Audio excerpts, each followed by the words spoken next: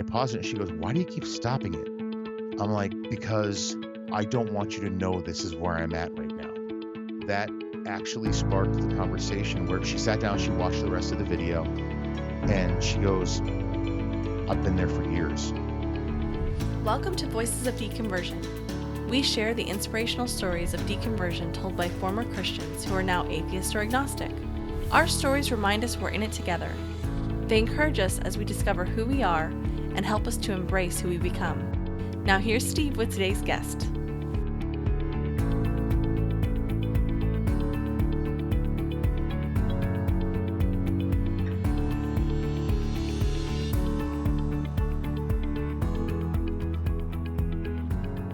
Okay, well, I'd like to welcome Vaughn to the podcast today. Vaughn, thanks so much for joining me.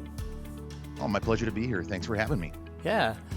All right. So tell me, first of all, you said that you identify as agnostic. So I do. Tell me why agnostic and kind of what led you to describe yourself that way. Sure. For me, at the point where I am right now, I can't completely say there is not a higher power. I know for a fact it's not the Judeo-Christian God, but I'm not willing to say that there is not a creator out there. If there is, though, they're distant and uninterested in anything having to do with us. But based on my life experience, I don't know if you know who Rhett and Link are. Yeah. Mythical Morning. Yeah, my son used to watch that show all the time. I heard that go ahead. Yeah, they came out in a deconstruction on their podcast, and Rhett used the term hopeful agnostic. And so I really like that. That's kind of what I'm sticking with for now. It's hopeful agnostic. Cool. That's very unique. I've never heard that. So tell me, let's start kind of in the early years. Tell me about your childhood and how Christianity influenced it. Oh, absolutely. I was born in the church. My dad was my pastor. My mom was the quintessential pastor's wife, so secretary for a while, played the piano for church every Sunday. So I was in it from the beginning with VBSs, and I think I probably gave my life to Christ 70, 80 times over the summers. Yeah, it's a very evangelical, charismatic thing. Yeah. So raised in it. My brother, he's quite a bit older than me. He went on to Bible college when he graduated high school. My dad was a pastor. My uncles on both sides, pastors, all went to Bible school. And so, I mean, that was just what I was surrounded by. Was growing up was all of that, biblical education and indoctrination. So I was in that through. Let's see, the first church that we were at where my dad was a pastor was through a different denomination. I don't think it even exists anymore. I think it was enveloped by the assemblies, but it was called Christian Churches in North America, CCNA. And they used to be really prevalent on the East Coast, New York, and they were really prevalent up in Canada, up in the Toronto, Ontario area. But I think since then they've been enveloped by the Assemblies of God. But we were with the CCNA for when I was born till I was 11 and a half, and then we switched to the assemblies because my dad thought he'd have more opportunities for or more church availabilities for candidating and such. Yeah. So for 2 years we lived in Brooklyn, New York, and Dad kind of went through all of the schooling and education he didn't do to transfer all of his licensing over, which was actually, it was pretty intense if I remember it. The test to get his status as a reverend, I mean, the test was like 2 hours long, and you could have a Bible, but you couldn't have any notes whatsoever, and you had to have scripture after. I mean, it was intense what he had to do to cross over to the AG. So then we were in the AG from then until I graduated. Then I went off to Assemblies of God College, and life just kind of progressed as such. Wow. Just a quick comment that I think is funny. They were really academically rigorous for a body of knowledge it's just funny, kind of ironic. Right. Like everything's kind of based on faith and on, like things that you can't prove, but like you have to know the stuff you can't prove really well. Exactly. So that was kind of Exactly. funny.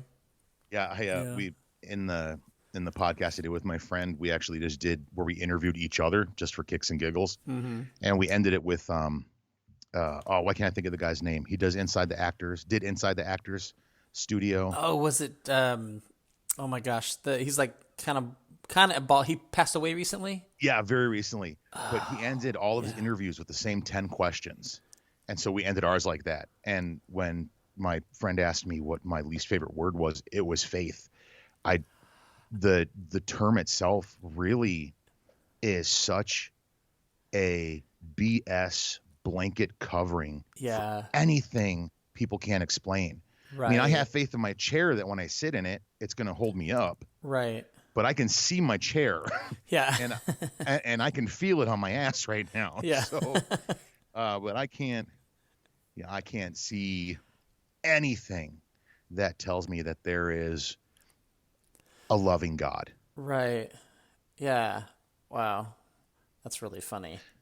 As far as trigger words, like for some reason, for me, blessed, whenever I hear people say I'm blessed, Right. or hashtag blessed, like it makes it Yep. almost like it's almost like this like instant like angry response. I just feel like Right. like don't say that word. I hate it, Right. you know?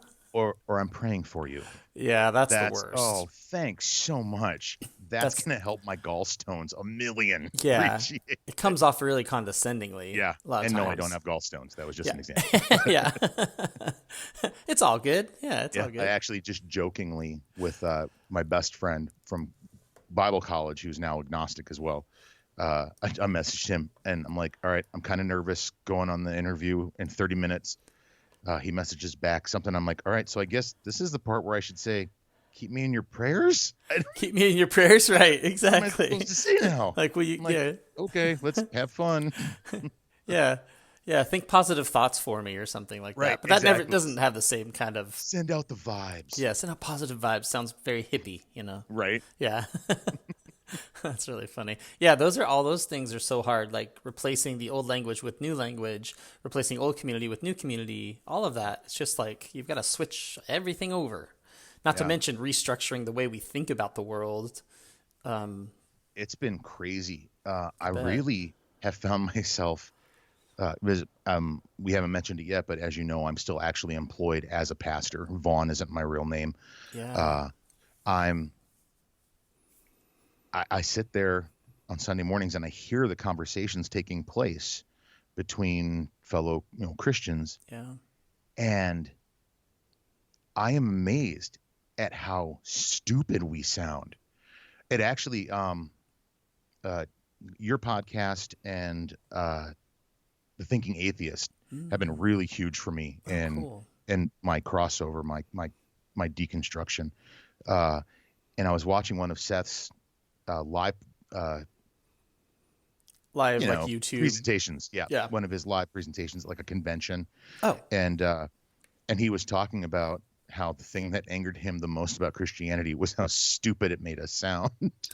And he just goes through the whole list, praying for a hedge of protection. What the hell does that even mean? yeah. Right? Lord, cover us in your blood. Why? Super creepy. Right? Yeah. Thanks a lot. Yeah. Yeah. There's so many things. Like, that was one of the things I was so happy about when I wasn't even non-religious at that point. When I realized that some Christians, viewed the Old Testament as like an allegory or myth or whatever, Right. but with good stories to go along with it, to kind of teach you moral lessons. I remember being so relieved that I didn't have to believe a snake talked to people in the garden, or Right. a donkey talked to a man. Like, I mean, there's such silly stories, and it's so embarrassing when people call you out on that. Like, Right. you seriously think that a snake talked to a person in a garden? Right. Really, Steve? And it's like, yeah, don't really want to talk about it.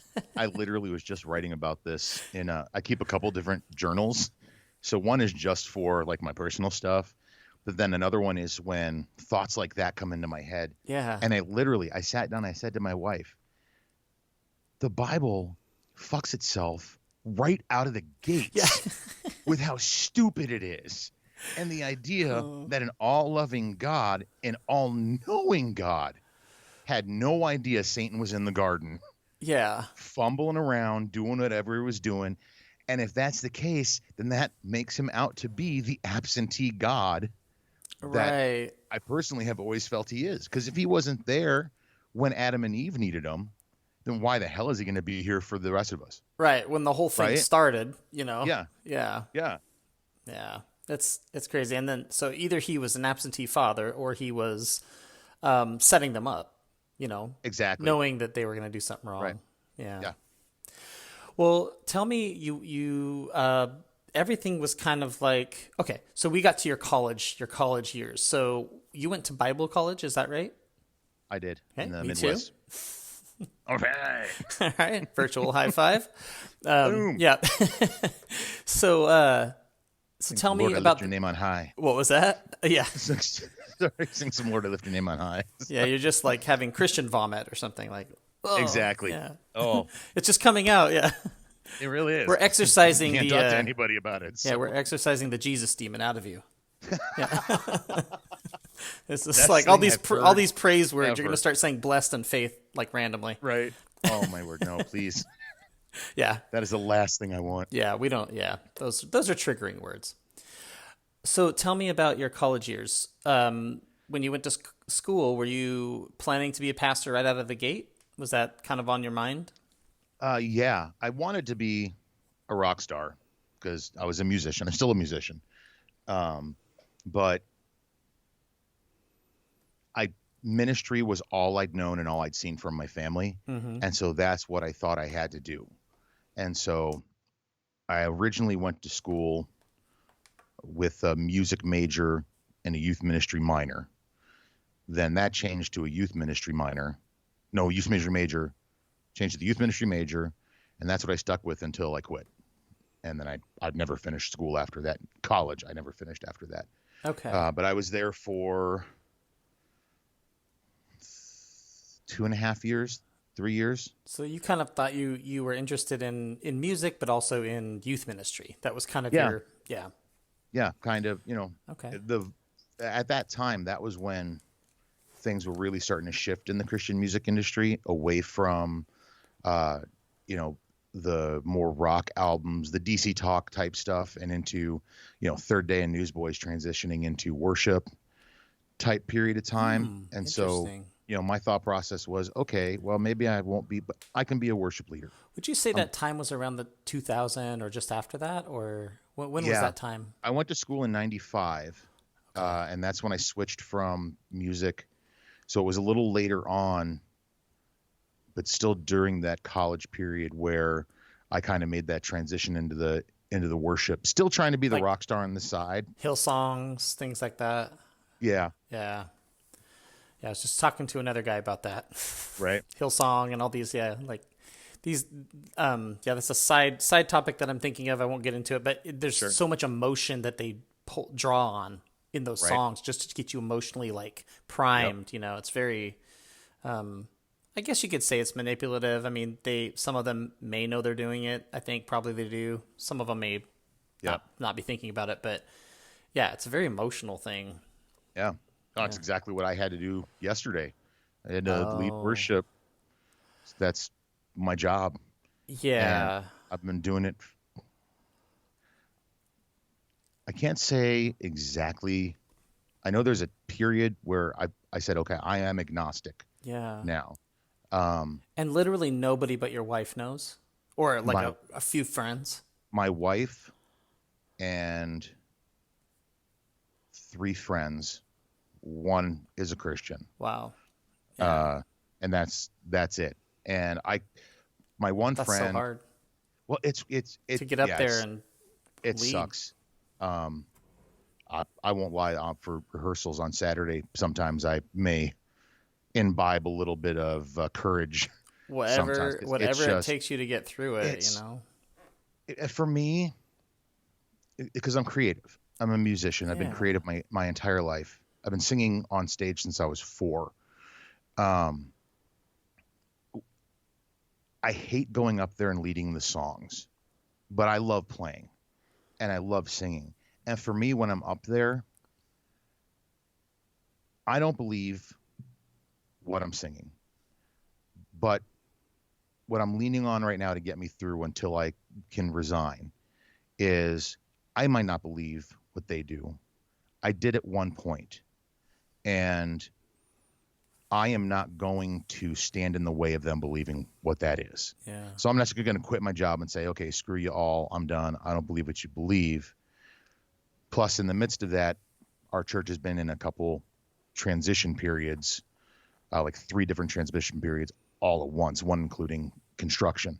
Oh, And wow. so to leave It would now, be it another. would be detrimental. It would be, Yeah. yeah, it would be just another thing, and people would be hurt, and I don't want to hurt people. Yeah. You And don't I want know this. people are going to get hurt anyway, but Right. yeah. Wow. So, uh, when you left college, what was your kind of your plan for life at that point? Were you planning to go work for a church? And is that kind of what you did, or where did you go I from was there? still, I pursued the rock star thing for a very long time. So even once into full-time pastoral ministry, I had a few different bands that I traveled around with, Christian bands Cool. that played around a majority of the Midwest for a while, but it was always, quick Friday night shows, home on Saturday, so that you're sure that you're up in time for church on Sunday. Yeah. So it was a side Uh, gig, but it was probably very demanding if you're traveling. I mean, it that's a was. lot of We effort and practiced. time. We practiced twice a week, and we were all married. Well, not originally, Yeah. but when I was in ministry, we were all married. We practiced twice a week, every week, and we would have shows on Fridays and Saturdays most weekends, and then doing full-time youth and worship ministry, to pay the bills. Wow. So I kept pursuing the music uh, for quite a while, but ministry, I had a really strong desire for youth ministry, and that started while I was in college. Mm-hmm. And that actually started with my best friend that I'm still in contact with, that is also now agnostic. Uh, we had visions where we saw the same thing. At least that's what we thought we saw, right? And it was always youth focused.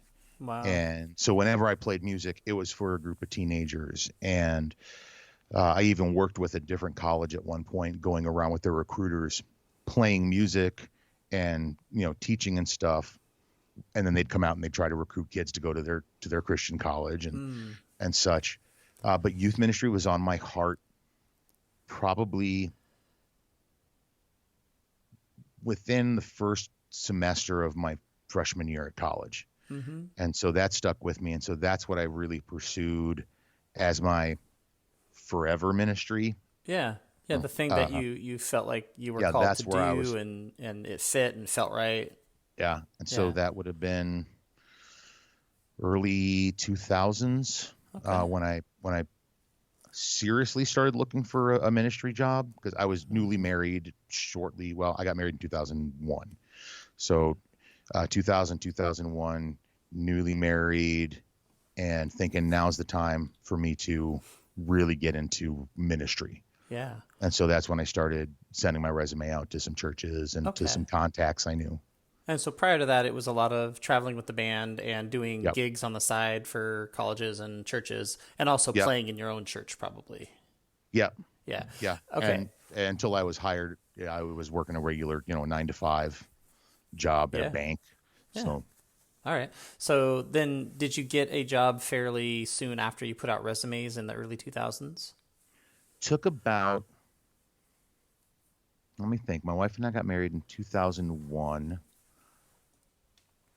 and I started at my first church in the summer of 2002. So I would say for the first 3 months of marriage, I wasn't really pursuing any ministry work. Mm-hmm. But then from that point on until I started at the church, so it was probably a solid 6 to 9 months that I was searching Okay. to find something. And the position I actually got because a friend of mine who was the youth pastor was leaving to take a position at another church, and So I I was kind of able had to an get inroad I there. was able to get my foot in the door with that. Very nice. Okay. So you get the job, and there's a whole bunch of years between then and now. Yeah. Before you start having doubts and before any of that starts, what else is important for people to understand about your story up to this point? Oh, I believed it. I believed everything. I spoke in tongues. I prayed in the language of the angels. I uh I was 100% that Jesus is the way, the only way. Yeah. And that's what I taught. And when I went and did concerts, that's what I told.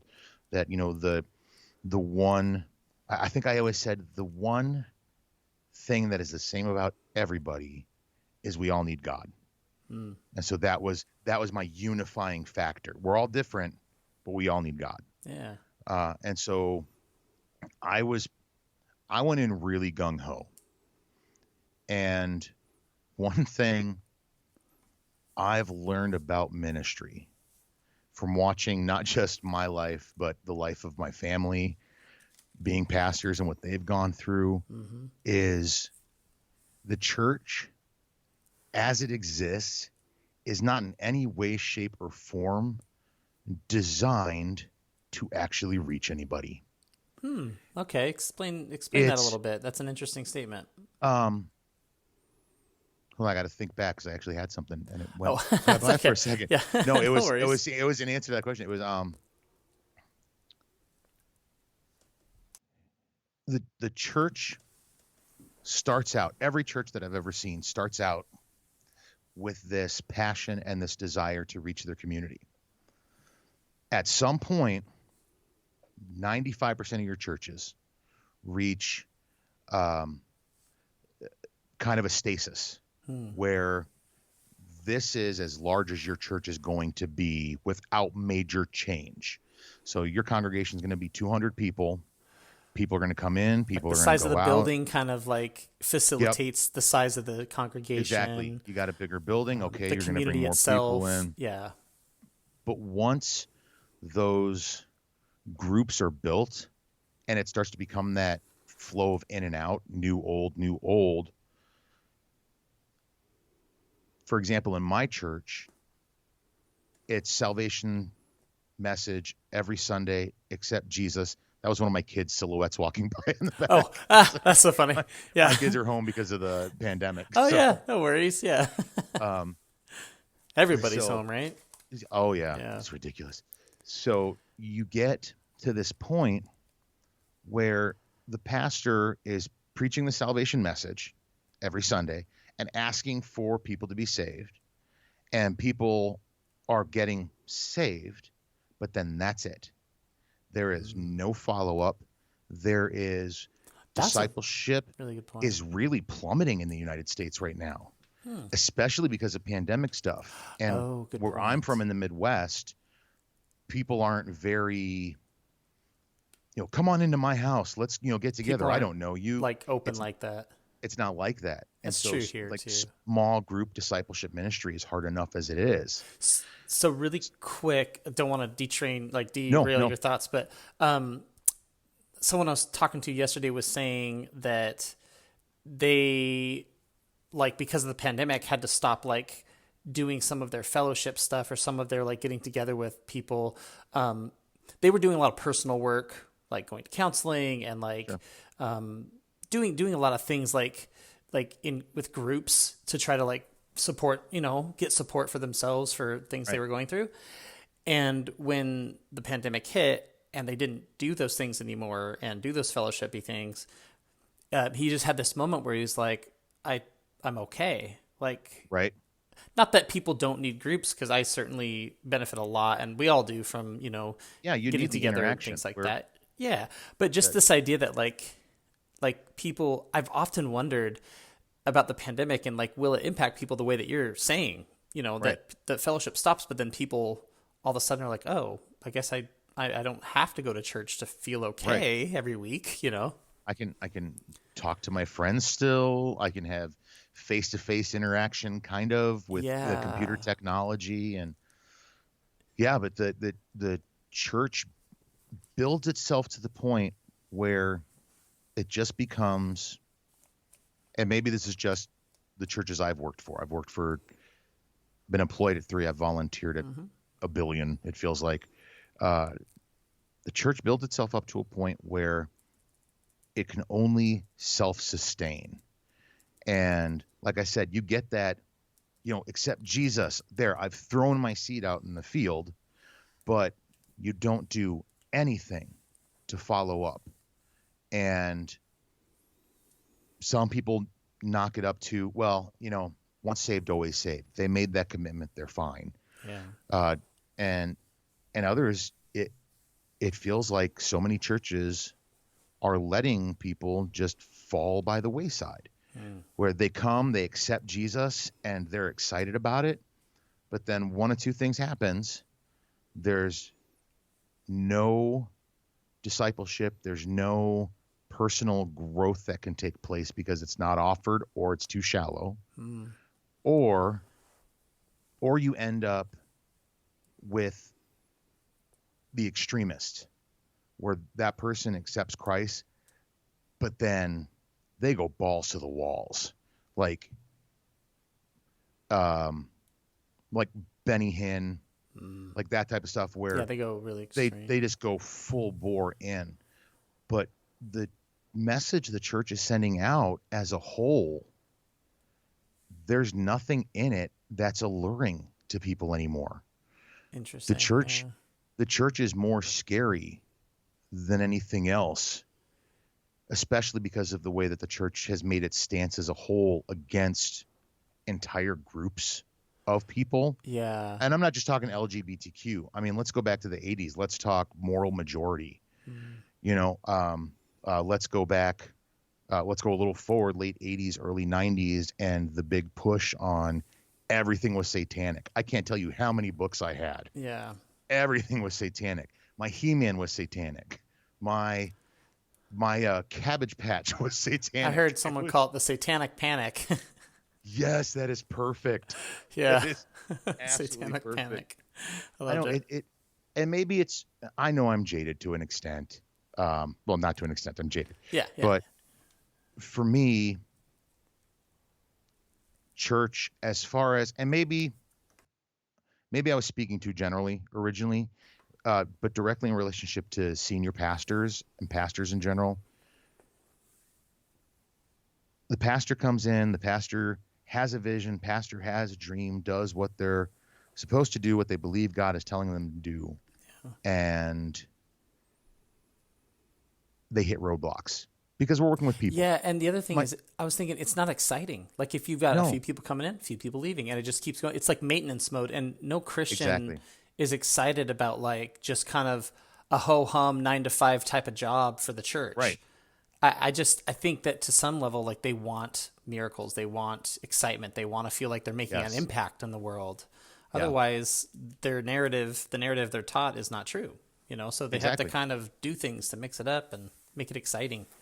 Yeah. And so it feels like I saw it in my dad's life. I've seen it in other friends who are pastors' lives. You reach this point where you realize those dreams that you've had, they're never coming true, because regardless of what you believe your God can do, ultimately you are entirely held by the people in your congregation.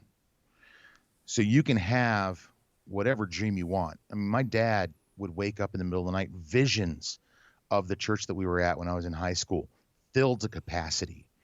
I mean, he knew it was from the Holy Spirit. He Yeah. knew that was going to happen. But then you go and you talk to your leadership team and they take a giant shit on it. And they're like, no, that's not what God has called our church to do. Yeah. Yeah. know, all of a sudden it becomes like every other human organization with all of the Exactly. disagreements and It is- just, Yeah, the clicks, the clichéness, and Yeah. pastors just get eaten up and spit out because they never see their visions come true. but they don't see the visions come true because the visions are coming from a non-existent entity. Yeah. It's just an And impression they had, or a thought they it, had, or a daydream, or whatever. yeah, And that's I all it literally, was. Yeah. I had what I would have thought was a spiritual moment previously, watching a video of a guy playing a song on YouTube, using what's called the whammy whammy clav and nova. It's this weird looking piano thing, but it's got this whammy bar on top of it, makes it sound like an electric guitar. And the Interesting. dude was killing uh Jimi Hendrix song, Oh, cool. just destroying it. It was, and I had literally what 9 months ago, I would have considered a Holy Spirit experience that I would expect to have listening to or watching a Hillsong video or a Yeah. good Oh, sermon. that's really insightful. That's a big moment that you had It there. I mean, like, struck me really yeah. hard, where I was just like, because I've said it in my head and I've written it down in my journal, these experiences I've had over time, where I can be like, okay, I said that was the Holy Spirit, but in all reality, I was working the back line at a Hardee's in high school, and Torn came on by Natalie Imbruglia, and that song ministered to my heart for some odd reason. Yeah. Or could the song just have come on and I was really digging it, and Yeah. I'm an emotional person, And the tune was and awesome, and you were like, I yeah, I'm feeling good. I mean, that's what music exactly, does. Yeah. It doesn't need Jesus to make you feel good, yeah. you know? But so this was my first experience like that, like where it was a tangible. Like I was literally getting emotional watching this video just because the guy was so flippin' amazing. Yeah. I was like, oh, I was enthralled and I was entranced, I don't know just what. like I've been at a Christian concert or a Yeah. church service. I love that. I tell people a lot that there's a book that I really enjoyed, and it was called The Little Book of Atheist Spirituality. And it was Okay. written by a French philosopher. And I always tell people the first two chapters were awesome. It's a small book. It's not that big. And I read it when I first deconverted. And what I loved about it was exactly what I needed to hear. I felt spiritual and emotional, like in Christianity. But it was like atheists can't be spiritual. We're all about reason and science. I mean, that's Right. kind of in my head what I thought, and Well, and that's debating the and all that. mentality a lot of Christians have, even secular individuals have. When you say the word atheist, Yeah. is it's automatically a negative connotation. You're a mean, angry person. You're Dr. Dawkins when he's just listened to too much stupidity. Yeah, Right? yeah. He just can't take the shit anymore. And so Yeah, he it's just, snaps. yeah. But like, I don't know if it's because I'm getting older or if this is just who I am, but like art, music, things like that, nature, these things really, really inspire me now. And I think they always did to some extent, but maybe I'm just paying attention to it more. But that's just a part of humanity. Like we need that to kind of, I don't know, make us feel fulfilled and stuff. I don't know. It's just a part of humanity, Yeah. and that's an interesting moment when you have that thought, like, oh, I'm having this moment that's just like church, but not in church. So what's the difference? Like, Right. yeah, you start wondering Yeah. about that. And nothing whatsoever connected to God at that moment, Yeah, other than the fact that God is always present.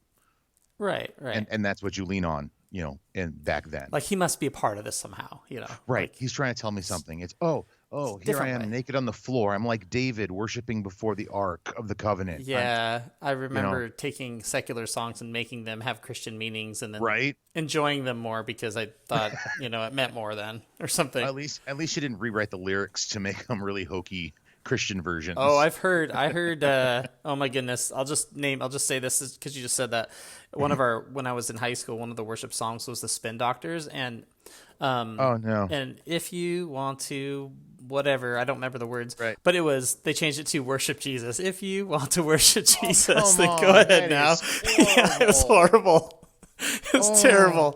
Yeah. No, I've Yeah, seen it. It was just I really have. funny. I've seen so many kids ministries that'll do that. They'll take a popular ridiculous. song. They killed the day the music died. Oh no. It just horrible stuff. Yeah.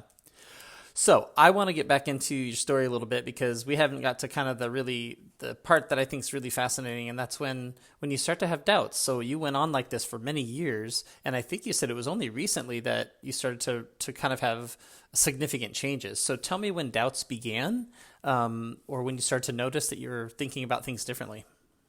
For me, it was about 7 years ago, and I've always loved theater and drama.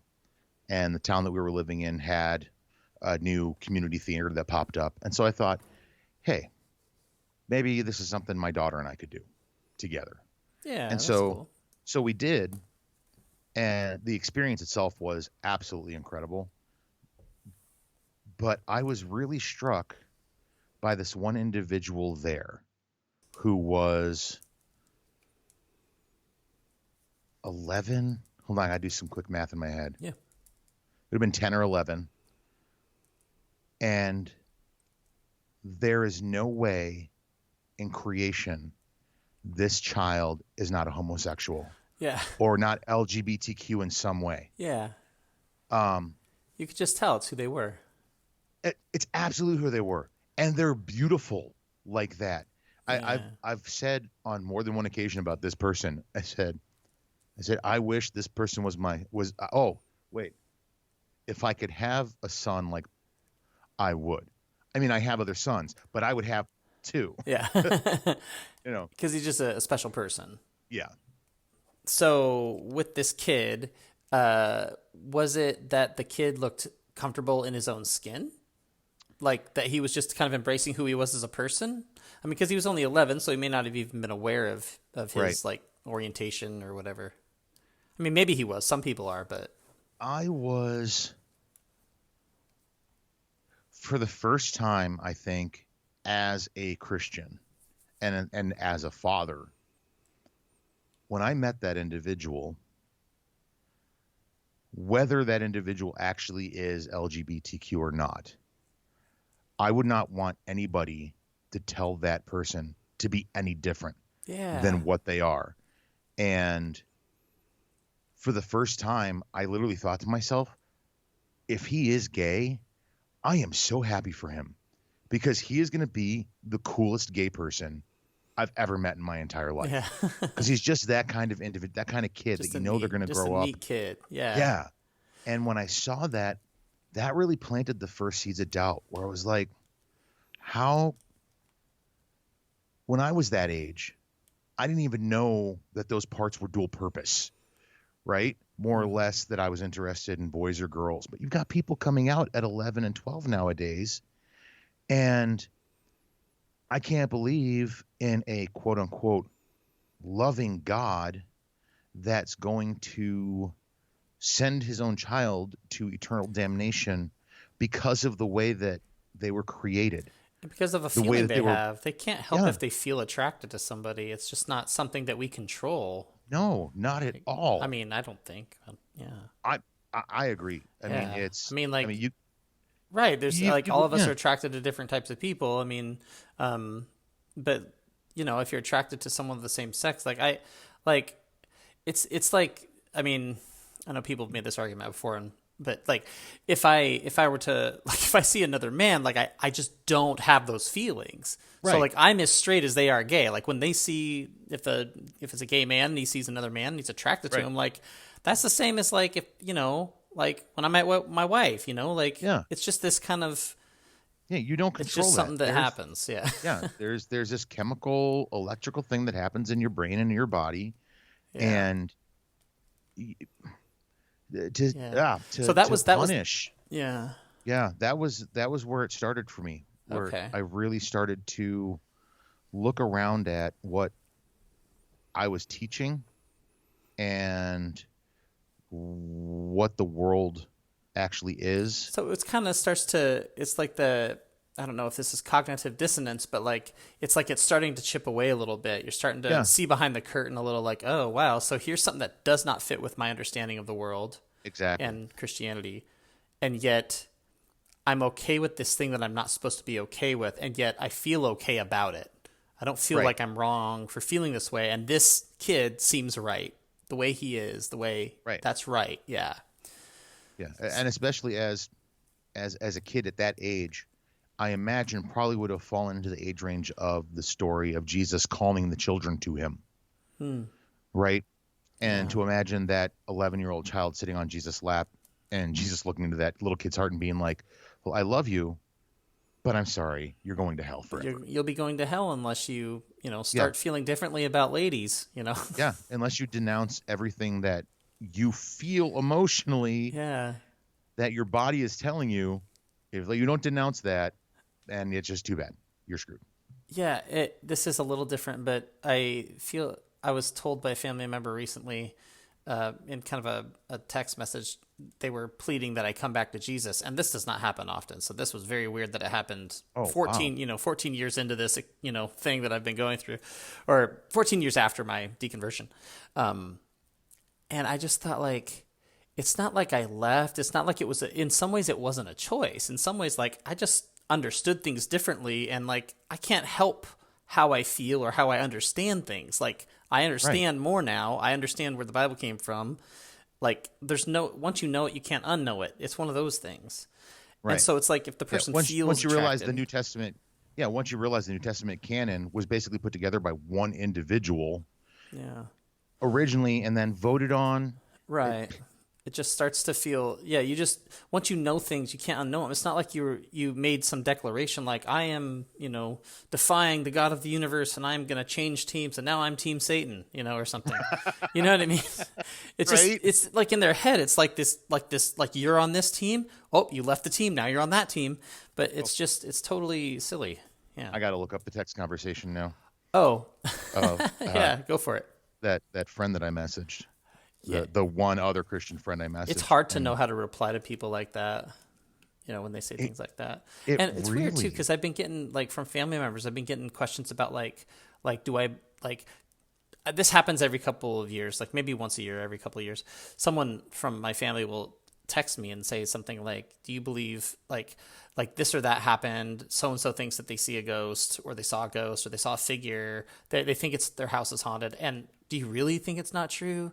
What do you think? Like, it's hard to think, would they really make it up?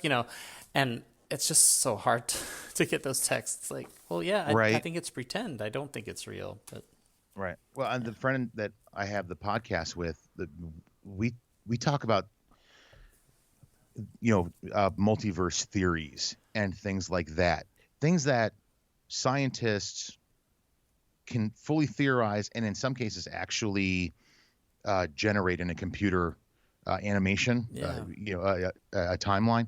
Yeah, but they can create these models that if the model fits with, if what happens can happen within what the model says, then they can predict out, okay, there is the potential for multiverses. There's the potential for all this other stuff. And I'm not like, yeah, it's fascinating. Alien. It's fascinating to listen to and hear other concepts that say that wasn't a ghost or that wasn't an angel.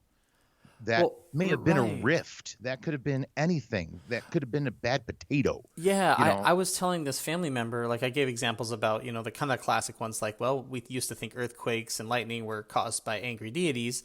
But even more, I think an even better analogy was I said that, let's say someone was schizophrenic, 500 years ago. That person was like clearly possessed by a demon, right? And if I've walked by schizophrenic people a lot downtown Tacoma where I used to work, and they're just walking around during the day and yelling at the air, and it scares you to death when you hear out of nowhere someone just screams something or says a swear word or yells at someone, right? And you think, oh my god, what's happening? And you look over and it's just a person like yelling at the air.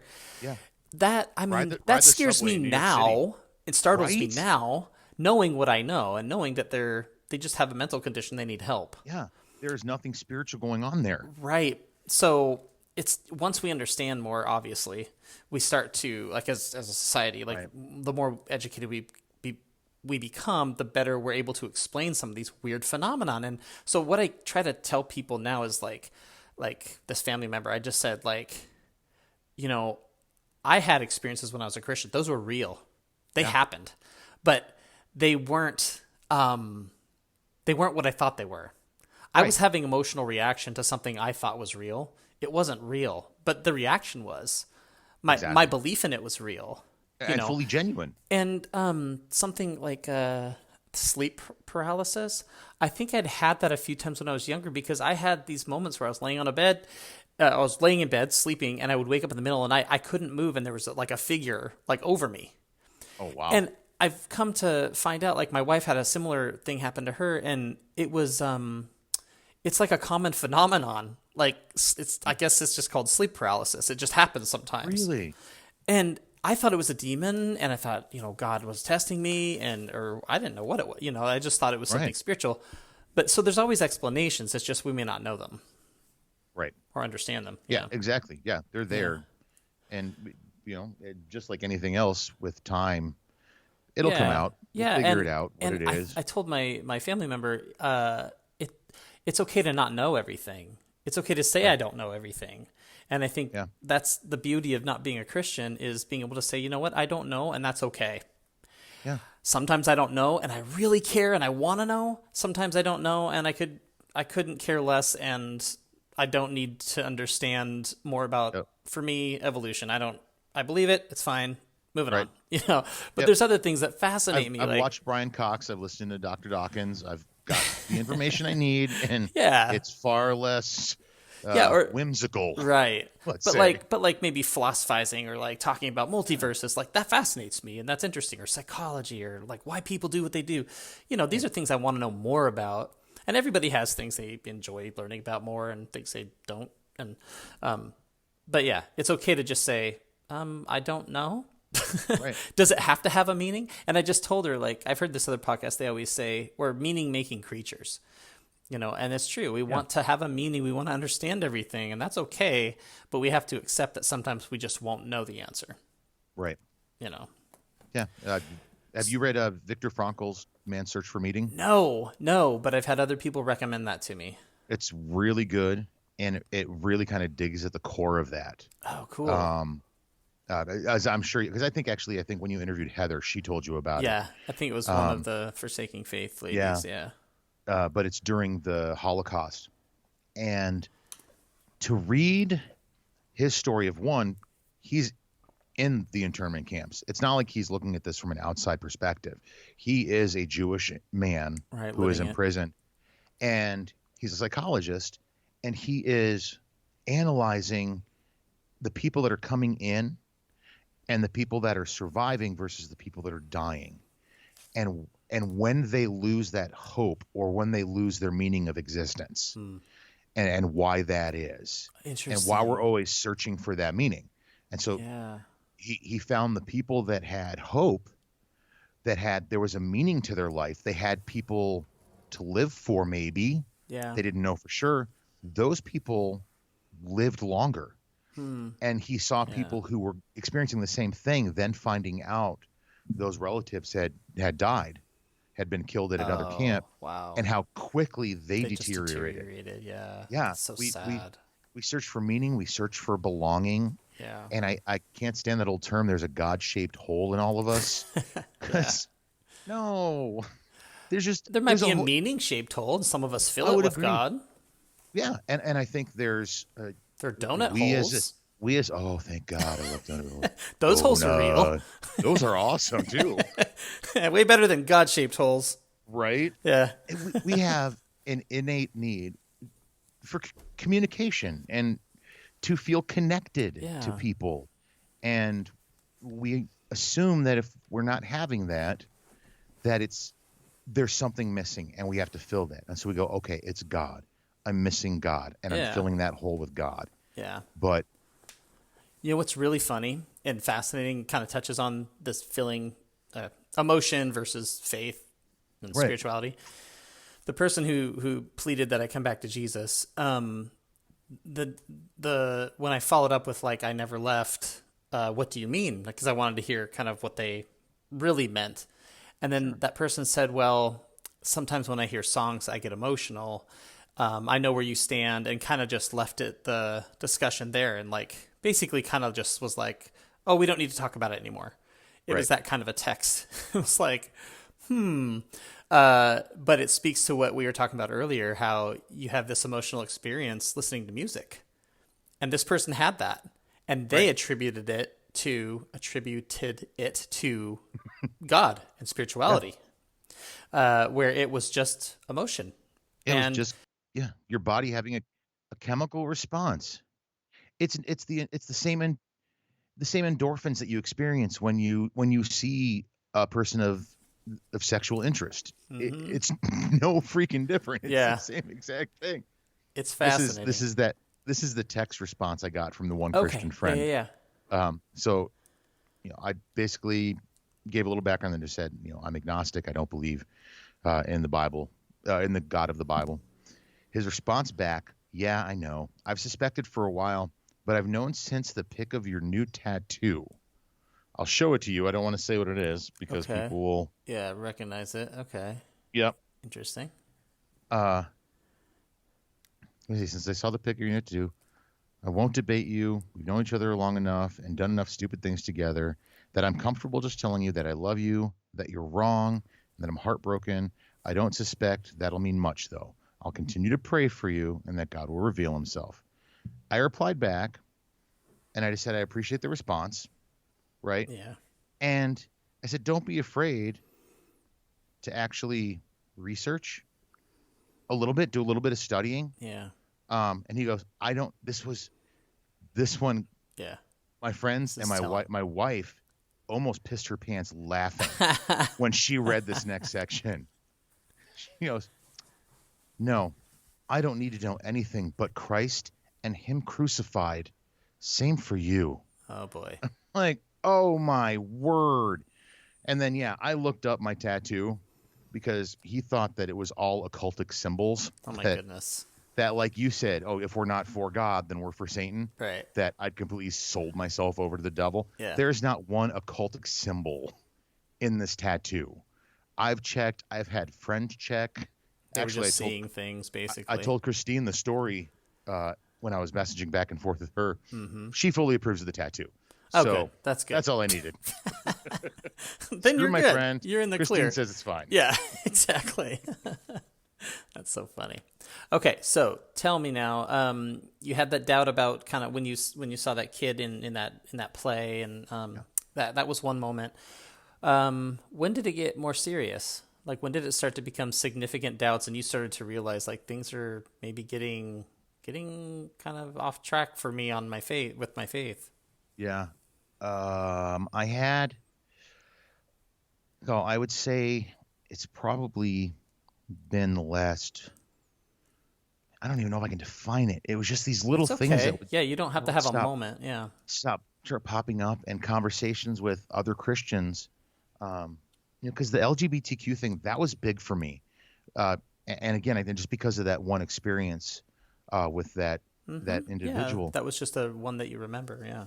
Yeah, and it really struck at me for some reason because I think I've always struggled, not myself with homosexuality, but I've struggled with the church's view of homosexuality. Yeah, that's very And true of many guests I've spoken with. For some reason, it wasn't for me, and I don't know why, but for many deconverted Christians, like yeah, atheists and stuff, they really had a problem, and that really kind of facilitated their exit. well, and for a long time, I mean, I was right there with you. I'm like, oh no, if you're gay, you're going to hell. You need to repent from your sin. You need to be delivered from your homosexuality, whether it's Yeah, a it was a demon or sin. whatever. Yeah. Yeah. And it, after that experience with that individual, it just all kind of started to, okay, well, if that's if that doesn't seem right, what else might be off? And little things started creeping up and bothering me. I actually, I can't think of the gentleman's name, but he recently just came out as deconstructed, lead singer for a Christian Oh band. yeah, yeah. Um, One of my family members sent that one to me too, which oh, was did they? interesting. Yeah, they were praying Well, for me. oh, of Yeah, course. yeah. He said something though, and actually, what you just said ties perfectly into it. He said something that really stuck out to me in his interview, and that was with Seth, I think. Uh, Oh, cool. um, yeah, Yes, he Andrews. Yeah. he said he's it, I'm going to paraphrase it horribly, But basically, as a Christian, you feel like your response to a need of saying, well, I'm going to pray for you. You've taken care of it. You've given that need to God, the provider of all things, Jehovah Nissi, the Lord our banner, the Lord our provider, Jehovah Jireh. And you respond with, well, I'm going to pray for you, versus meeting the flipping need. Yeah. And when he said that, it really struck me because I'm guilty of that, especially as a pastor. People come to you all the time. I've got this going. Okay, I'll pray for you. I've got this going. I'll pray for you. I got this going. I'll pray for you. Yeah. Occasionally we have the resources to actually be able to physically do something to meet a need, but we just feel okay with saying, I'll pray for it. Yeah. And then leaving it and not doing anything. Yeah. And I was Someone really else will figure it impressed. out. Yeah. Yeah, I was really impressed when he was saying that now instead of praying, he actually steps out in action. Which is it's sad that it took that realization, because that's what the church says it's supposed to be doing. Yeah. But it falls think, short. Yeah, I think about that a lot too. And I think, I know when people say thoughts and prayers, they mean well. And I take it that way, I think. I know it's annoying and some people really hate it when people say thoughts and prayers. I get it.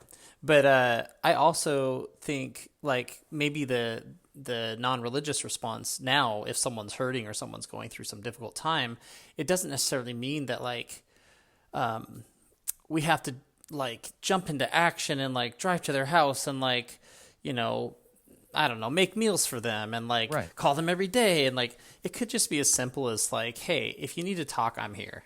Exactly. Like actually being there for someone. Yeah. Yeah. My go-to now is there anything I can do?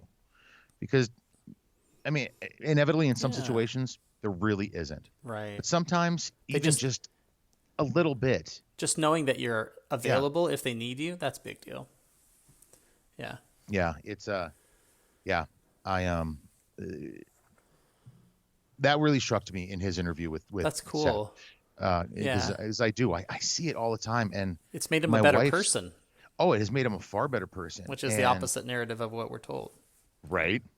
And my wife, her best friend has a daughter that is disabled. I won't go into details just because of the anonymousness. Mm-hmm. I don't. She hates it. My wife just recently told her about my deconstruction, about my deconversion. Oh. And Catholic her whole life. And she sent my wife a text message and she goes, I hate it when people tell me they're fucking praying for my kid, because that hasn't done anything. Right. And it won't. And it won't do anything. It won't fix the physical or mental issues involved in that disability. Yeah. Yeah. Because if God was loving and caring, one, the child wouldn't have been born that way in the first place. Yeah. But we always use the excuse, oh, well, God has a plan. Right. And God's going to use this individual to bring glory to his name. Yeah. Versus... It's really demeaning. It really minimizes that person. That person's just a tool in God's tool belt. Yep. That person's not a human with dignity who deserves to be treated just like anyone else and taken care of. It's much better to meet someone where they're at and say, we're going to go to the doctor. We're going to try to find treatments. We're going to do things that try to help this person, but we're going to love them and be there for them just like we would any other family member or friend. Yep. And that's all you can do sometimes. And it's not as much as maybe Christians think it is. Christians might think that praying for a miracle and all this is like a more noble thing, but really it's not. And it's not helping. And in fact, it's making it worse for that woman. It makes her feel horrible when people say that. Right. They're not helping. Yeah. They're hurting her when they say that.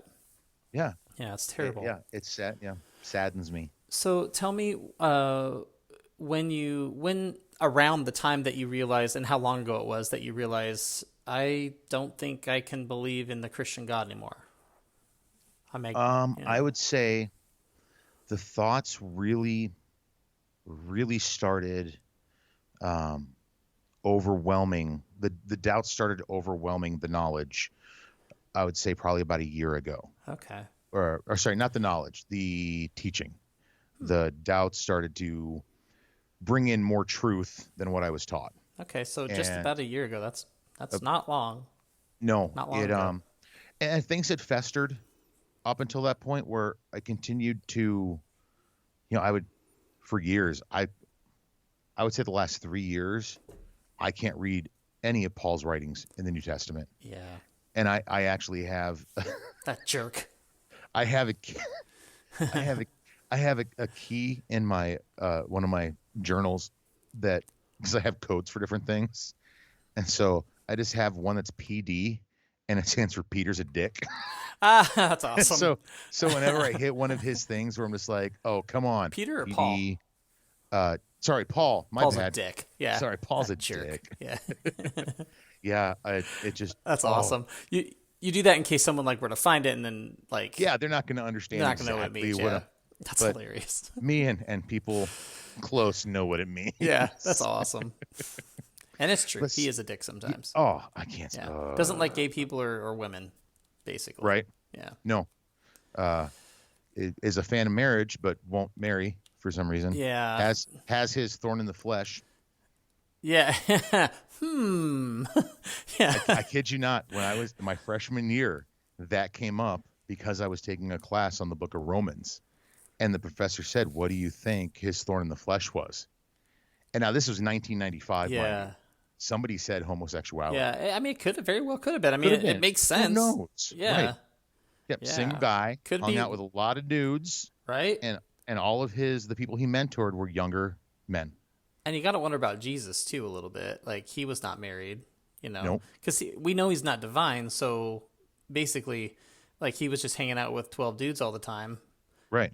Whatever. I don't care either way, but No, and I it could be. it's just I funny. think I go back to something actually Rhett from Good Mythical Morning said. Is he the Easter after they did their podcast of their deconversions? Yeah. He posted something along the lines, well, I can't say he is risen indeed when somebody says he is risen. I can say that Jesus showed love and compassion and helped people when he was able to. And if that's what it means to love others and to be a good person, then yeah, I'm okay with trying to be like Jesus. Yeah. But I'm fully aware Jesus isn't a deity. He was a really good guy that sadly nowadays we probably would have him under surveillance for some kind of medical condition, some kind of psychological. Yeah. Because he believed in the end of the world coming and Yeah. He told the disciples, I'm going to come back before you even die. He told John, I will be back. right. That's what I told Before you my family have- member the other day when they were also asking me about like, what do you think about the end times and could we be in the end times? And I just said, Jesus thought that the world was going to end in the lifetime of the disciples and, and it didn't happen. So $2,000 later, we're still here. yeah. Yeah. So it's just, and I couldn't go into all of it, but being in Bible school, I learned about all these different groups of people through the years who thought they were in the end times and then they weren't. Right. And the thing that's maddening is, of course, the Bible says like people will say, oh, they've said that for years. And, so it's like the Bible's predicting that it's kind of like, it's like saying what the criticism will be Right. before people say it. And it almost minimizes what, Exactly. yeah, when we're like, well, it never happened. Like, yeah, the Bible said that you were going to say that. You're going to say that. It's an unfulfilling prophecy of the prophecy. Oh, no, if you say it's happening, then he's not coming. Right? Is that basically what it starts with? Because, okay, well, then let's just postpone the rapture. And let's just. Yeah, It's it's hard. It's hard to convince people. So I try a little, and I just try not to try too hard because it's maddening. Yeah, I was talking to someone. Well, actually, I was talking to my wife because she was getting a little concerned about how deeply I've thrown myself into over the last year studying and researching and listening to podcasts like yours and like Seth's and listening to interviews with people like I follow a lot of British TV and news stuff. Cool. So Stephen Fry. Oh yeah. Ricky Gervais, probably. Ricky Gervais, Dara O'Brien, Jimmy Carr, all of those guys. And Jimmy Carr, have you heard his story? No, I don't even know who that is actually. He's one of the most successful comedians in Britain. Have you heard of Michael McIntyre? Mm-mm. You've probably seen some clips of Michael McIntyre. But so Jimmy is a really popular comedian and host of like several different types of panel shows. Shows, okay. Yeah. And so he was raised extremely religious. Based on the way he describes his family, I wouldn't say it was a Christian upbringing like we were brought up with, because like his parents swore a lot and they did these things, but it was very structured religiously. And when he was in his 20s is when he had his deconversion, and it happened when he read one of Dawkins' books. Okay. And he went through a huge like depression from it, just because of the whole experience. But so reading stories, hearing interviews from people like that, it's kind of where I've put most of my free time, probably even some of my work time. And my wife was getting concerned that I was going to become kind of dark and bitter. And I know my humor tends towards the dark side, and that's kind of why I like British comedy, because they tend to be a little darker. Yeah. But I said, okay, first, I'm not researching this stuff because I want to be able to walk into a church and punch an ex-pastor, senior pastor in the face. I'm not doing it for that. I'm not doing it out of a desire to de-evangelize anybody. Right. I don't, you know what? You want to stay a Christian? Fine. Do you? But I want to be in a place where I know more about what I believe now than what I thought I believed back then.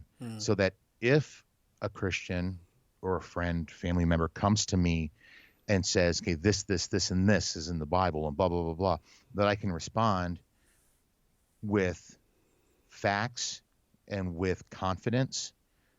No, I'm sorry. And to do it nicely. Yeah. No, I'm sorry, but this is what I believe, and this is why I believe it. It's important to know why we left and understand our reasons. If they're not, like for me, it was very academic on one hand, it's good to understand that. It's also for people who left for other reasons. It's just good to know, like, if it was because the church mistreated gay people or the church was, pushed women down and made women, less than men. Whatever the reason is, just to understand your reasons, I think that's really good. Yeah. I agree. So it was really this last year that kind of it really clicked for you that you're not Christian anymore. What was the hardest part about it, the whole process? For me, honestly, the hardest part was trying to figure out how to tell my wife. Because like I said, it's the last year has been the process. I'm still in the process, but I had doubts before that. And I had made reference at times about feeling like I can't continue in ministry and that I need to, find something else. And the response was I always interpreted it as spiritual anger of, she being like, no, that's how we get our money, and this is where God has put you. That's not how she said it. That's how I interpreted it. Interpreted it, yeah. And so your livelihood depends on your faith. Right. And I got a wife, I got 4 kids, I've got rent to pay, I've got car payments. Yeah. And so that hung over me so hard. And I was listening to the podcasts. I was because the moment where I understood exactly when I was agnostic was watching the YouTube podcast of Rhett and Link's deconversion, because they actually they walked through their life leading up to the deconversion, because all they ever told people was that they went to school to be engineers and then they became YouTube sensations. They left out the entire part where they were missionaries and Interesting. they went and raised money and did all of that, and how their doubts started to creep in. And when I watched that, and I watched it alone, even though my wife was home, and I would pause it anytime she walked through the room You didn't because want her hearing what was being I talked didn't, about. yeah, Yeah. especially because I was relating to it so Yeah, much. you needed to hear it. Yeah, Yeah. it was my voice coming out of somebody else's body, Wow. explaining to me how I felt. That's awesome. Between the two of them, it resonated on every level, especially Link because he led worship, and he would go home and he would talk to his wife about, I was, I'm just singing these freaking songs. I don't, am I a liar for being up there singing these? Yeah. And so I related so well to both of their stories. And so I finally sat down with my wife, and she finally came down. And it was probably during the last 20 minutes of one of their interviews. I can't remember which. And I paused it, and she goes, "Why do you keep stopping it?" I'm like, "Because I don't want you to know this is where I'm at right now." Wow. And that actually sparked the conversation where she sat down, she watched the rest of the video, and she goes, "I've been there for years. The only reason I was afraid of you leaving ministry was because we need the finances, because I make the majority of the money." That sucks so much. Yeah. Like Yeah. you're not alone in that. There's so many people in that boat, and I was in a sort of similar boat, but anyway. But it just sucks that like you can't just go, "Oh, this doesn't make sense." Okay, well, I just need to like get on a different life trajectory now and we'll figure it out. Right. No, like you're in it now. Like you're on the boat in the middle of the ocean, and like to change course is like a big deal. Exactly. Yeah. It's not, we're not changing 1 or 2 degrees. You might know where you need to go, but Yeah. like it may How not the be hell do I possible to get get there? there. Yeah. Yeah, it's really crazy. I really feel for you guys because I know that pain of like, well, this was the plan and like Right. now we depend on this. So now what? Yeah. And hers and mine actually, and we found out hers and mine actually started around the same time. Because I was let go from a staff position. Later found out that the reasons given to the leadership were all lies. And found out through somebody that was on the board at the Wow. time, who they retired and they felt they needed to come clean. Interesting. So, and they didn't know they were lies at the time. Oh, okay. Yeah. They found out after, After the fact, asking yeah. questions and stuff. So that's when, okay, anybody that knows me is is going to know who I am when I tell this story, but I'm going to tell it anyway because it's really important. Good. But for now, I'm still Vaughn. So All right. my birthday falls usually around Easter time. So the church that we were at, we had Good Friday service. Saturday, we had a funeral at the church that I wasn't officiating, but I was doing all the music for. Sunday, we had our Easter services. The following week is my birthday, and my daughter is getting baptized on the following Sunday. I go in the Tuesday after Easter Sunday, and I get fired. And I told the pastor, men aren't supposed to talk in the bathroom, but he was at the urinal, and I walked in the bathroom and I said, "Hey, just want you to know, my wife finally got a part-time job at this such and such," because we were hurting for money and we needed to get caught up on stuff. And he had the balls to say to me, "When you told me your wife got that job, that really made me feel better about this because I know God is going to provide for you." That's so What? ridiculous. Like he just basically, yeah, fired you, and then he's Yeah. like, "Thanks for making me feel better about firing you." Exactly. And so I got a 3-month severance package. And I kind of went into a deep, dark depression. I struggle with depression. Yeah. And I went too. into a deep, dark one for a little bit there. But I was so emotionally overcome with it at the time. I couldn't think of it the way my wife was. And I realize that now. I was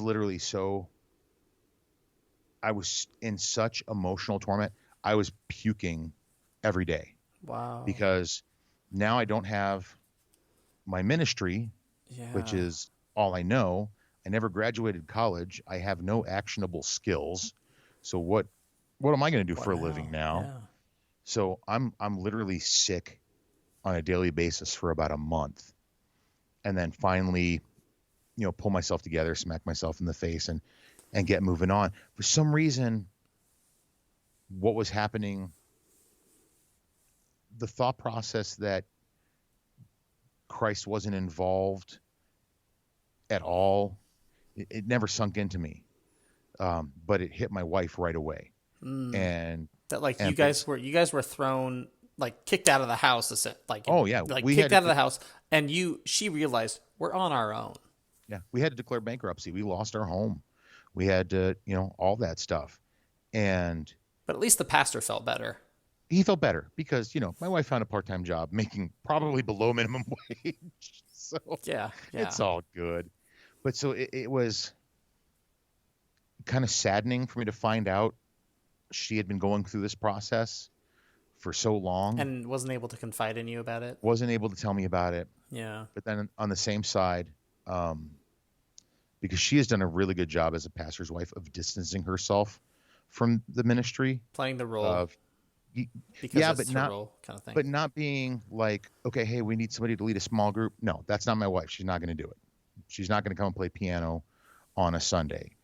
And right now with stuff the way they are with pandemic, she won't go to church Yeah. because she doesn't want to be around people, and her job, she's around Gives you a good excuse to not teenagers. have to do that. Yeah. Yeah, she's She's around around teenagers all the teenagers time anyway. Yeah. all the freaking time, and That's so yeah. she's gonna get somebody sick. But so Yeah. that's so she won't go, and uh, I guess looking back, I see when she started to pull away from the church, and I'm sad I missed it.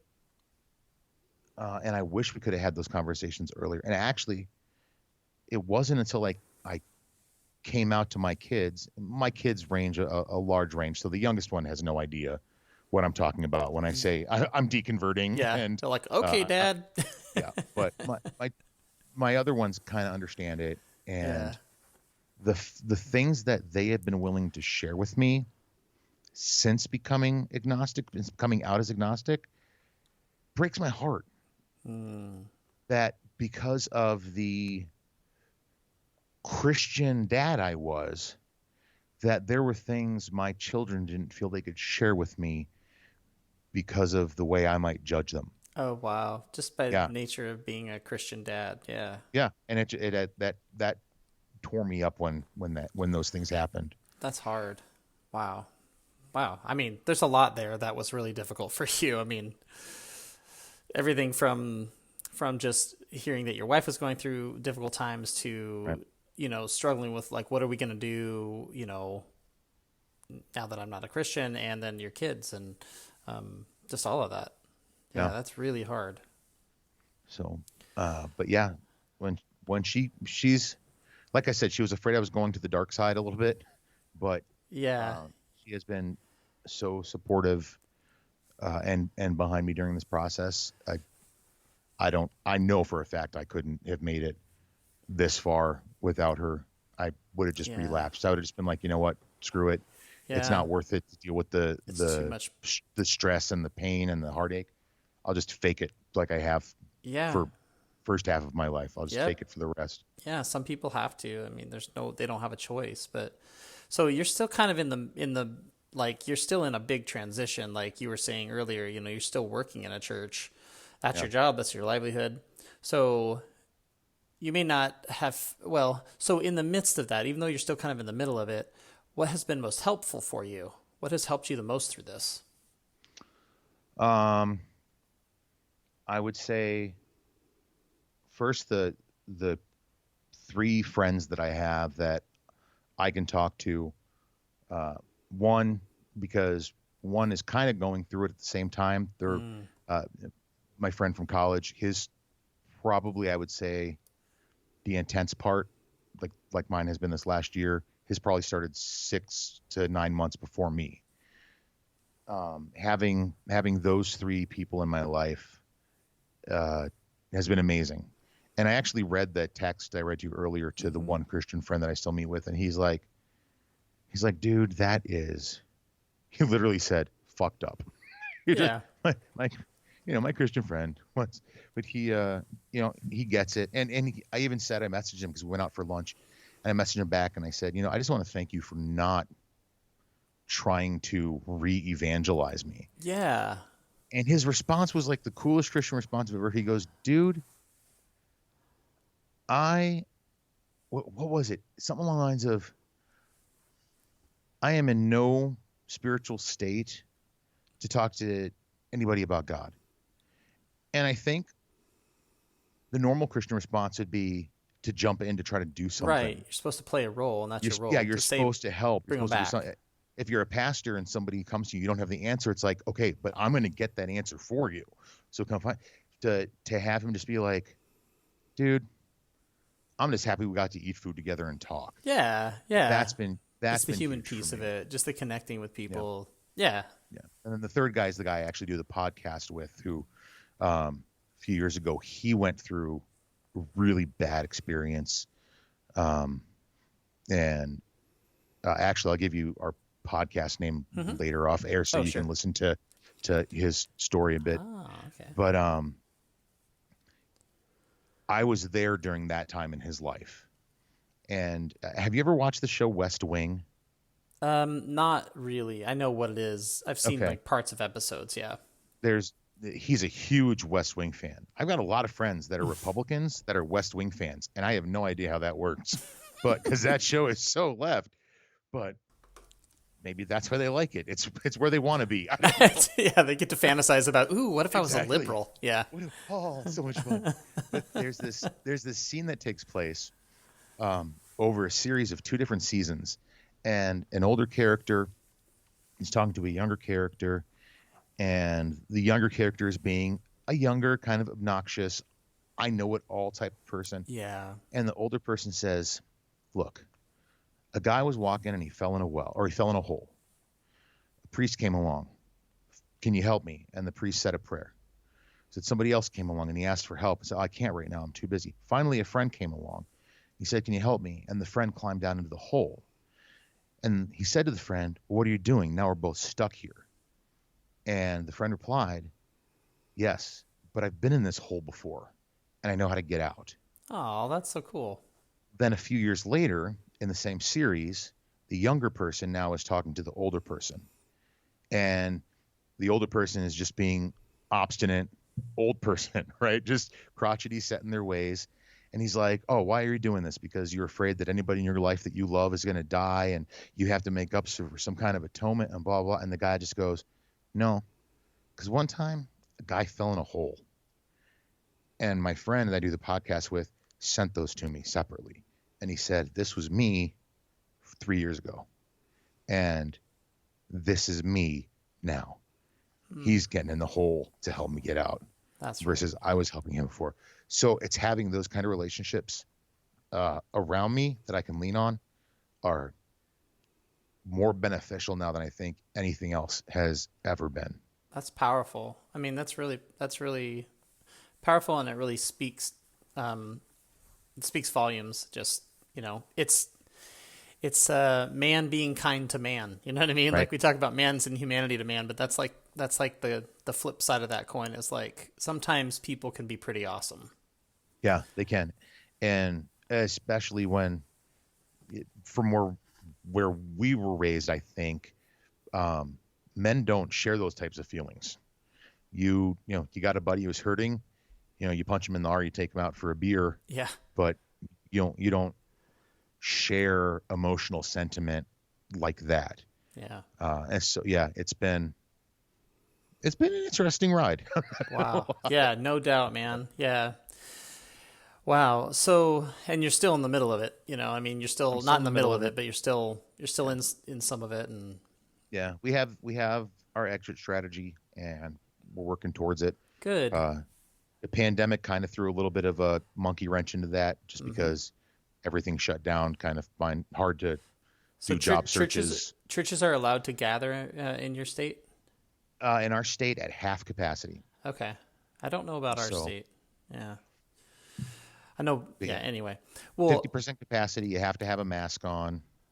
Um, if you don't have a mask, I think it's a $100 fine for the individual and like an $800 fine to the building itself, to the Wow. organization. Yeah. Interesting. Yeah.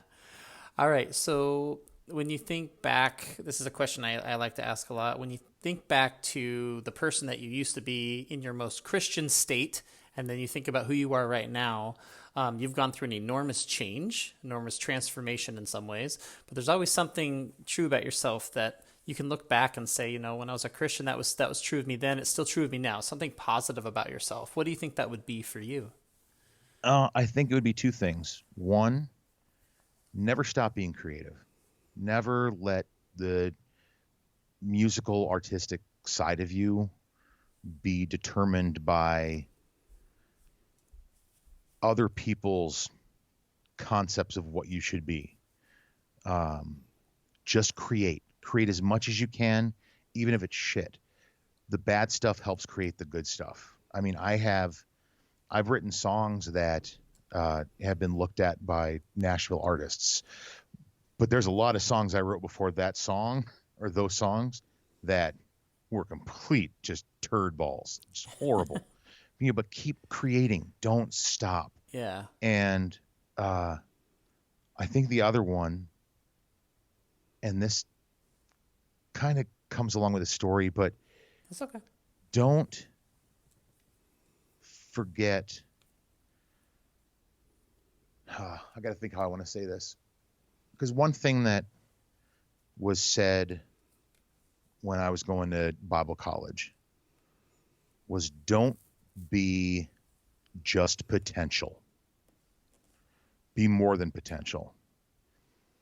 And sadly, what ministry does is it whittles away the potential, where you thought you could be, what you thought you could do, what you thought you could accomplish, slowly gets whittled away in ministry, where your dreams kind of start to die.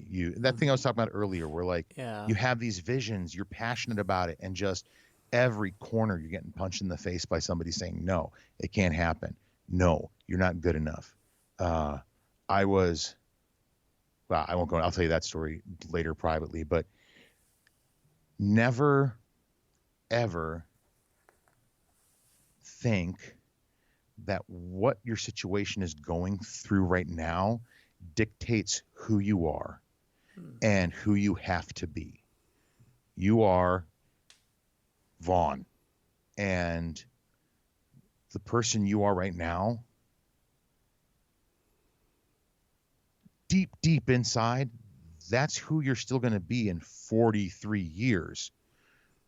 But you're going to be wiser, and hopefully, uh, hopefully you're going to make some mistakes along the way and enjoy them Yeah. and do the things I was always too afraid to do, because I lived in fear growing up. That was my Christianity. Just do what you're going to do. And if it doesn't make you happy, then don't do it. Just push on and be creative and love. And I think if I had to quote it, and I actually think another listener did this, but the last lines of Doctor Who from the previous Doctor are perfect, because it's just about being kind and being loving, and don't worry about the other stuff.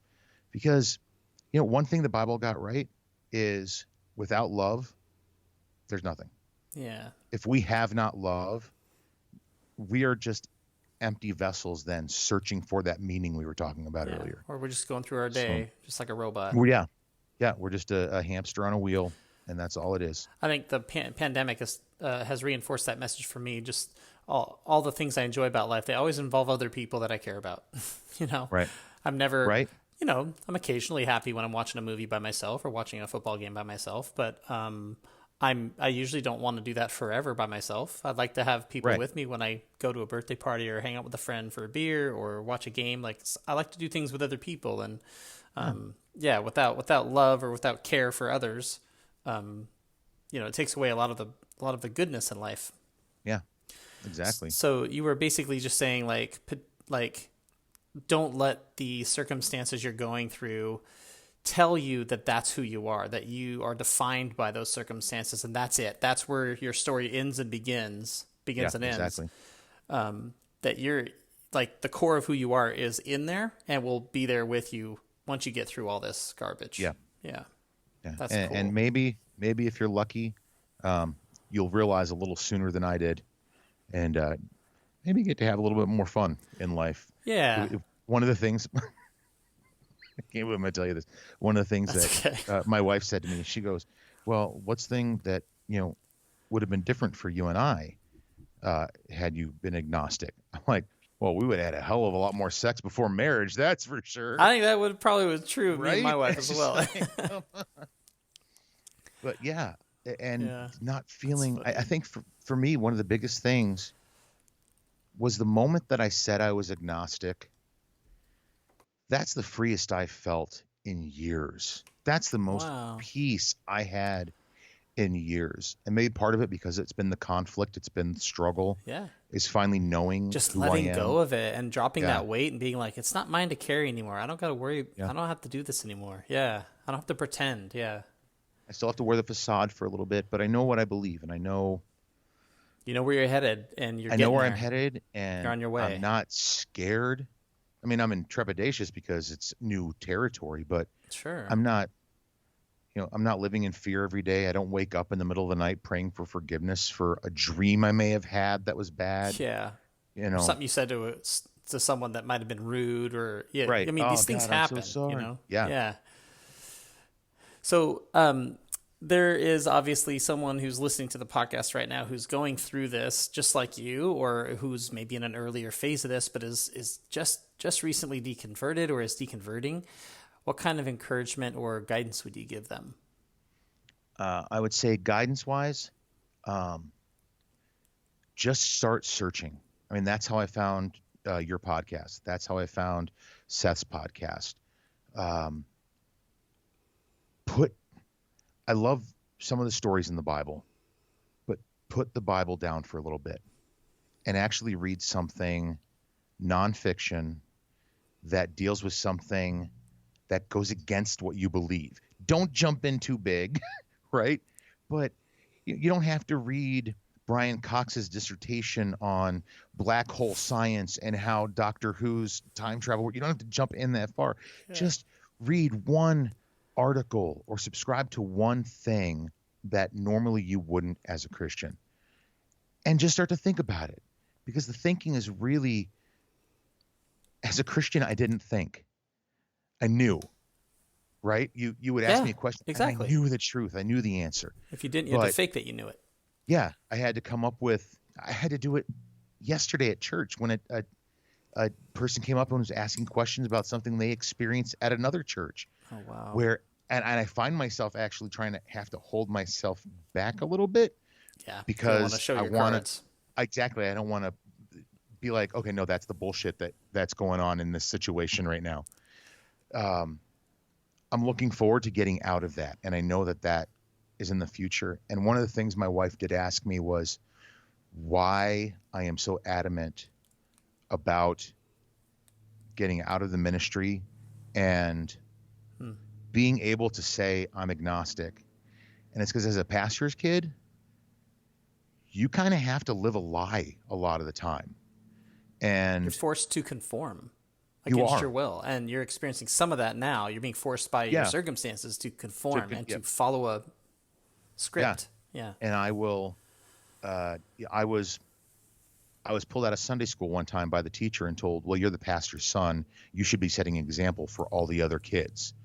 I remember getting dropped off by my dad at a friend's house and him saying, remember, what you do reflects on me. Oh my God. And so, carrying that as a kid and being like, okay, well, if I get in trouble, then my dad could lose his job.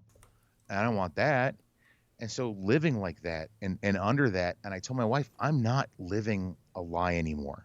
Yeah, that's it. I that's might living not, a lie. That's the part that's hard. Yeah. It's not I can't good for do it. people to do that. Yeah. There's some people that I probably won't ever be able to tell. I don't think I can tell my parents. Yeah. I couldn't tell my grandmothers. I couldn't tell them. Yeah. No, they're in their 80s and they're set in their ways. And, My mom is end time Jim Baker bucket. Just Yeah. there's nothing I could say that would convince her that I wasn't going to go to hell. Yeah. And so it's just, in that instance, it's okay. I can fake it for a little bit there, but I can't do it in my real life anymore. I can't do it day to day. I can't answer spiritual questions with answers that I know are shit and that aren't going to provide you any help whatsoever. Yeah. Well, it's good for people to remember these things. And it sounds like I'm happy that you've got some kind of a plan, and it's not easy. To have a plan, to even follow through on the plan. I mean, it's very difficult. It's one of many of the things you mentioned that are hard about this whole process. But Right. I'm happy for you, and like, Thank you. As a new friend, like, I'm just happy for you that, like, We're you're on your brothers way. in agnosticism. Yes. Yeah. That's really awesome, though. I really am, because I've been in similar circumstances. Yeah. We all have our own path, but very similar. Yeah. Is there any? Yeah. Oh, I'm sorry. Go ahead. Oh, no. Oh, I was going to say you're listening to your and your wife's stories of your deconversion. A lot of similarities in there for me. And Yeah. that spoke to me. That really was reassuring. So thank you Oh, that's cool. for sharing that and just for putting this podcast up. I honestly, I don't know where I would be mentally or emotionally right now without stuff like your video, like your podcast and Seth's videos and his podcast and those things out there to let me know, especially in America, I'm not alone. Yeah. It's a you're big deal. a Christian if you're here. And no, I'm not. And I can't be anymore. It's not worth it. I prefer to be happy. So, Yeah. Life's short. You gotta, live to your full potential. dang straight. Yeah. So, Well, is there anything we haven't touched on that you wanted to mention? I don't think we so. touched on a lot, but yeah, always like to ask just in case. I just want to say, if I told you this before we started recording, if there is anybody, I know I'm doing this interview anonymously, but if there is anybody that wants to get a hold of me because of something I've said that maybe impacted them, you are more than welcome to give them my contact information. Yeah. So they can reach out to me. Yep, no problem. People can email steve@vodpodcast.com, and then I'll respond to that, and then I can always connect you guys if they're interested in connecting with you. Absolutely. Okay, cool. So what was I going to ask one more thing. Resources. Are there any resources that you want to mention to people that you thought were really helpful for you that might help others? I would highly recommend, if you are from a similar background of Steve and myself, I highly recommend watching or listening to the podcast by Rhett and Link. They call it The Forgotten Years. And so it tells their story of their faith, their growth, their marriage, their deconstruction, and that whole process. Awesome. And if you are where we were, something in that is going to speak to you. Other resources, this podcast, The Thinking Atheist. I love Seth's stuff. And, Wikipedia, oddly enough, because I've got this, nobody else can see this, but all the notes. I see these pages are all and the pages. things that, I've been writing down. And this was early on. I was writing this. I was doing contradictions from the Bible, New and Old Testament. And I left it just sitting out. And my wife put this Post-it note. God does not equal Jesus. Everything, It's all just some convoluted thought of a crazy man. Yep. I'm like, that's the woman I married. Yeah, that's awesome. Yeah, she seems really cool. I like her. I'll keep her around. Yeah. Seems to be working out, right? Hopefully she feels the same way. That's hilarious. Oh my gosh. Well, Vaughn, thank you so much for your time and for sharing everything you did. I appreciate it. You gave some unique resources and some unique kind of perspective, and I appreciate that. And thanks for carving out time to do this.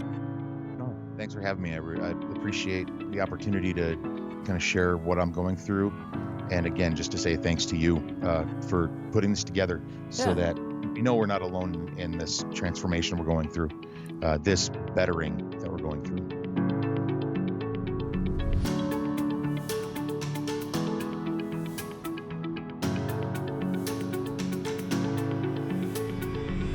Thanks for listening to Voices of Deconversion. Be sure to join us next time by subscribing to the podcast.